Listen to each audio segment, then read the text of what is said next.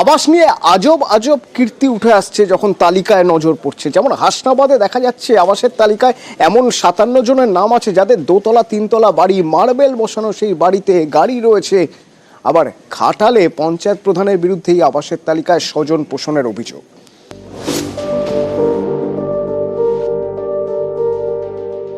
পাকা বাড়ি আছে, গাড়িও আছে, আবার আবাস যোজনার তালিকায় নামও আছে।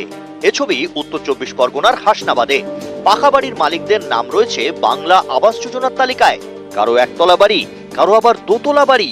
বাড়ি গাড়ি থাকতেও কিভাবে আবাসের তালিকায় নাম উঠলো, এই প্রশ্ন করতেই দরজা বন্ধ করলেন এক উপভোক্তা। কথা বলবেন না? হ্যালো, আর দরজা বন্ধ করে দিলেন কেন মাসিজি? তো আপনারা পাকা বাড়িতে আবাসের ঘর পেয়েছেন। আরেকজন তো ক্যামেরা দেখে চাদরে মুখ ঢেকে পালানোর চেষ্টা করলেন। আপনার দোতলা বাড়ি, আপনি বাড়ি পেয়েছেন? একটু কথা বলবেন না? ওটা আমার বাড়ি না। হ্যাঁ, আমার বাড়ি না। স্থানীয়দের দাবি সরকারি চাকরিজীবী কিংবা ব্যবসায়ীদের নাম রয়েছে আবাসের তালিকায়। সবারই পাকা বাড়ি আছে।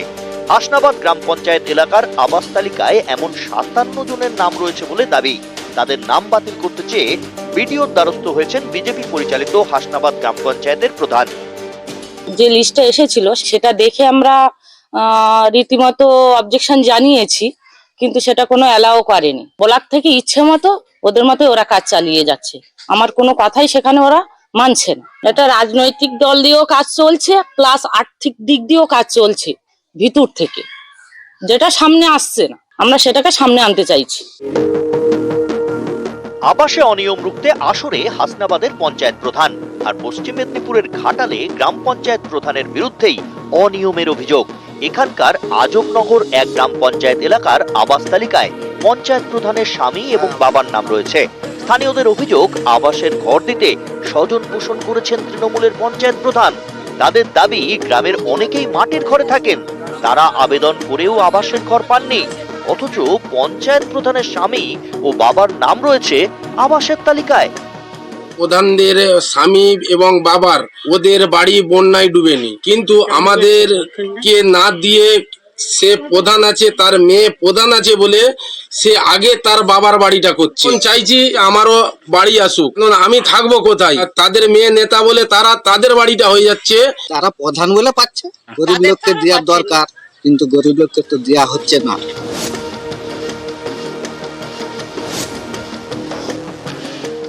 এইগুলো তো সার্ভে হয়েছিল 2018 এবং 19-এ, তখন আমার লিস্টের নাম ছিল। এখন আমি বর্তমানে প্রধান হয়েছি, আমি এখন বাড়ি নেবো কি না সেটা একবারও ওনারা আমাকে জিজ্ঞাসা করেনি, এবং কিছু এলাকার মানুষ সেটা প্রধান, সেই জন্য আমি বাড়ি নিচ্ছি, আমার বাবা বাড়ি পাচ্ছে। এই মিথ্যে অভিযোগগুলো কিছু এলাকার মানুষ তুলে ধরেছেন। অনুপম সাহা এবং সুকান্ত চক্রবর্তী, নিউজ 18 বাংলা। ফের দিদিকে বলতে অভিযোগ জানিয়ে আবাসের ঘর মিলল। এবার হুগলির বলাগড়ের দুই পরিবার, তারা আবাসের ঘর পেলেন, তালিকায় তাদের নাম ছিল না। এবং খড়দার বন্দিপুরের বলাগড় গ্রামের এই দুজন পঞ্চায়েতে বারবার আবেদন করেছেন, কিন্তু তাতেও ঘর মেলেনি। শেষমেশ দিদিকে বলে ফোন করেছেন, আর ফোনের পরেই আবাস তালিকায় নাম ওঠায় খুশি দুই পরিবার। আমরা ঘরের জন্য অ্যাপ্লাই করেছিলাম ভিডিওতে, আমি আবাস যোজনার ঘর অ্যাপ্লাই করার পরে আমাদের ওটা কেন বাতিল হয়ে যায়। পুনরায় ফের আমরা দিদিকে বলতে ফোন করি, ফোন করে ওখান থেকে আমাদের ঘরটা ফের পুনরুদ্ধার করে ফেরত পাই। আমরা একবারে অ্যাপ্লাই করেছিলাম ওই এতে, করার পরে তো হয়নি, জন্য এবার সরাসরি মুখ্যমন্ত্রীকে আজ আবেদন করে তারপর আমরা ঘরটা পেলাম, খুব আনন্দ পেলাম। খুশি তো আপনারা? হেভি খুশি হয়েছে আমরা। আমাদের সার্ভে চলছে, সার্ভের মধ্যে হয়তো কিছু একটা প্রবলেম হতে পারে, তার জন্য ওনার ঘরটা ক্যান্সেল হয়ে গেছিলো। উনি পুনরুদ্ধার আবার সেটা অ্যাপ্লাই করে, সেই ঘরটা আবার ক্যান্সেল হয়। এনারা আবার পরে দিদিকে বলতে ফোন করে কমপ্লেন করে, সেই ঘরটা আবার কমপ্লেন করার পরে দিদিকে বলো ওখান থেকে কমপ্লেন করাতে আর সরাসরি ঘরটা তারা পুনরুদ্ধার ফিরে পায়। আচ্ছা, কল খারাপ, তাই কুয়োর ঘোলা জলেই মিড ডে মিলের রান্না হচ্ছে, আর এতে পড়ুয়াদের পেট খারাপ হচ্ছে, পেটের সমস্যা হচ্ছে। ঝাড়গ্রামের স্কুলে ধীরে ধীরে পড়ুয়ার সংখ্যা কমছে।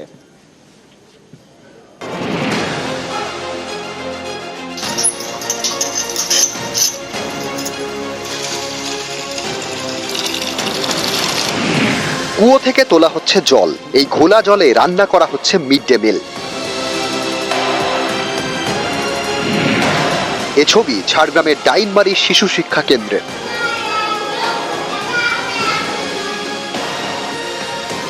ঝাড়গ্রাম গ্রাম পঞ্চায়েত, এখানকার ডাইমারি এলাকায় শবর আর আদিবাসীদের বাস। এমন একটি জায়গায় শিশু শিক্ষা কেন্দ্র। 2005 থেকে পথ চলা শুরু। 1 থেকে 4 পর্যন্ত পড়াশোনা হয়। এই স্কুলে খাবার জলের জন্য কল একটি। অভিযোগ, মাস 6 আগে সেটি খারাপ হয়ে যায়। শুরু হয় জলের সমস্যা। স্কুল কর্তৃপক্ষের দাবি, এ নিয়ে বারবার পঞ্চায়েত অফিস এবং বিডিও অফিসে জানালেও লাভ হয়নি।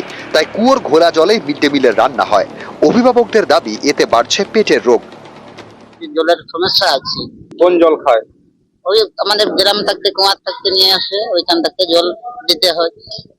তাতে তো বাচ্চাদের সমস্যা হয়। হ্যাঁ, আগে কিন্তু ভালো ছিল, কিংবা কলও ছিল, কল হলে চুরি, কলটা চুরি হওয়ার পরে ধূপ থাকতে জল আনছি, কোনোদিন নোংরা জলে রান্না করছি, কোনোদিন ভালো জলে রান্না করছি। কত বইবো, যেমন পাচ্ছি তেমন করছি। ধুরের জলে আমরাও খাচ্ছি, বাচ্চারাকেও দিচ্ছি। আর এই জলেতে রান্না ভালো হবে টেস্ট? না, ভালো তো হয়নি। স্কুলের 4টি ঘর, 2টি ক্লাসরুম, একটি টিচার্স রুম, আরেকটি ঘরে মিড ডে মিলে রান্না হয়। অভিযোগ, বৃষ্টি হলে টিনের ছাউনির ফাঁক গলে ক্লাসে জল পড়ে। স্কুলের বাথরুমে ঝোপ জঙ্গল, এরই মধ্যে জলের সমস্যা। এতে কমছে পড়ুয়ার সংখ্যা। জলের সমস্যাটা বেশি আছে। আমি ব্লকও জানিয়েছিলাম এবং অঞ্চলেও জানিয়েছিলাম। ঠিক আছে, আমরা দেখছি, চেষ্টা করে কতদূর কি করতে পারি। জল কোথা থেকে আনতে হবে? জল এই যে পাশের গ্রামে ওই কলের জল বা জায়গা মানে সচরাচর ময়লা ব্যবহার হচ্ছে, সেই জলটা আনি মোটামুটি রান্না হয়, আর ওইটাই মোটামুটি পানীয় হয়। ওখানে যে বানগড় অঞ্চলে সংসদের যে পঞ্চায়েত মেম্বার বা সমিতি মেম্বার প্রধান আছে, ওদের কাছ থেকে এই বিষয়টা আমি আলোচনা করে জানছি। গ্রামটা যে খারাপ হয়ে গেছে, তার কোনো সারানো হয় না। যদি বিষয়টা সত্যি, সেটা আমি পছন্দ করে ওখানে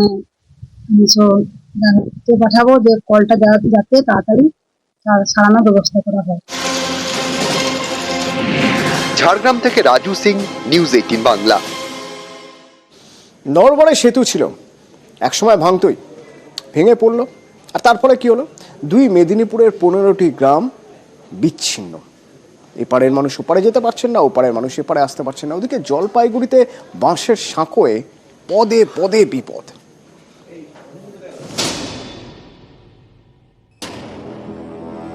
খালের উপর কাঠের সেতু, মাঝখান দিয়ে ভেঙে গিয়েছে, তাই রাস্তা বন্ধ। বাধ্য হয়ে হেঁটেই পেরোতে হচ্ছে খাল।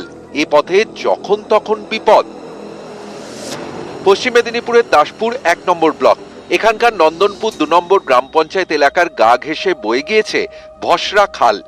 খালের ওপারে পূর্ব মেদিনীপুরের পাশকুড়া। খাল পারাপারের জন্য আশপাশের প্রায় 15টি গ্রামের ভরসা ছিল কাঠের এই সেতু। স্থানীয়দের অভিযোগ, দীর্ঘদিন ধরেই বেহাল অবস্থায় ছিল, তাই পাকা সেতুর দাবিও তোলেন তারা। পথেও নামেন, কিন্তু লাভ কিছুই হয়নি। গত রবিবার সেই সেতুই আচমকা ভেঙে পড়ে একেবারে মাঝ বরাবর। সেতু দিয়ে যাতায়াত বন্ধ, তাই অনেকেই হেঁটেই পেরোচ্ছেন খাল। ভাঙা যাতায়াত করছে, অসুবিধা প্রচুরই হচ্ছে, কিন্তু কেউ মানে মেরামতের কোনো দায়িত্বই নেয়নি। এপার ওপারে যাওয়ার জন্য খুবই মানে কষ্ট করতে হচ্ছে মানুষজনকে। এবার লোকজন যাতায়াত করতে পারতেছে নি। এবারে কি অসুবিধা, লোকজনের কোথাও বেরোবার জায়গা নেই এখানে। এবার লোকজন যাতায়াত করবে কি করে, সেটাই সমস্যা। পূর্বে গ্রাম পঞ্চায়েতের পক্ষ থেকে 1,70,000 টাকা মঞ্জুর করা হয়েছিল রিপেয়ারিং করার জন্য, কিন্তু গ্রামের মানুষরা ওই সেতু রিপেয়ারিং করতে দেয়নি। কারণ ওই গ্রামবাসীদের দাবি যে আমরা নতুন সেতু চাই। আমরা ইতিপূর্বেই আমরা এমএলএ রেকমেন্ডেশন করে আমরা রাজ্য পর্যায়ে পাঠিয়েছি, জেলা পরিষদে পাঠিয়েছি। অ্যামেন্ডমেন্ট হলে নতুন সেতুর ব্যাপারে আমরা উদ্যোগ গ্রহণ করব। জলপাইগুড়ির বেরুবাড়ি গ্রাম পঞ্চায়েত, এখানে বাঁশের সাঁকোয় ঝুঁকির যাতায়াত। বেরুবাড়ি গ্রাম পঞ্চায়েতের গা ঘেঁষে বয়ে গিয়েছে ডোকাইচাঁদ নদী। এই নদীর উপর বাঁশের সাঁকো, 5টি গ্রামের বড় ভরসা, সেটাই এখন বেহাল। মাঝে মধ্যে সাঁকো থেকে পড়ে দুর্ঘটনাও হচ্ছে। স্থানীয়রা চান দুর্ভোগ কাটাতে পাকা সেতু হোক। এখানে আমার জন্মের পর থেকে আমি কোনোদিন ব্রিজ দেখিনি। তবে যদিও একটা দিল ওটা দিয়ে কোনো কাজ হয় নাই। ও প্রতি বছরে ভাঙিয়ে ওই এরিয়াটা অনেক বড় হয়ে গেছে। আর এখানে অঞ্চল থেকে বাসের সাঁকো দিয়ে আমরা চালাই, কিন্তু এই বাসের সাঁকোতে চলাচল করতে গিয়ে আমার একটা নিজের ভাই কিন্তু অ্যাক্সিডেন্ট হলো। আমি শুনলাম এই বিষয়টা নিয়ে, দেখি আমাদের জেলা পরিষদ বা অন্যান্য দপ্তরের সঙ্গে যোগাযোগ করে সেখানকার যাতে দ্রুত সমাধান করা যায় সেই বিষয়ে চেষ্টা করি। পশ্চিম মেদিনীপুর থেকে সুকান্ত চক্রবর্তী এবং জলপাইগুড়ি থেকে শান্তনু কর, নিউজ 18 বাংলা। নিয়মিত মাইনে থেকে টাকা কাটা হচ্ছে প্রভিডেন্ট ফান্ডের জন্য, অথচ প্রভিডেন্ট ফান্ডে সে টাকা জমাই পড়ছে না। এরকমই অভিযোগ করছেন উত্তরবঙ্গের চা বাগানের কয়েকশো শ্রমিক। আর চা বাগান কর্তৃপক্ষ এই অভিযোগ মানতে নারাজ।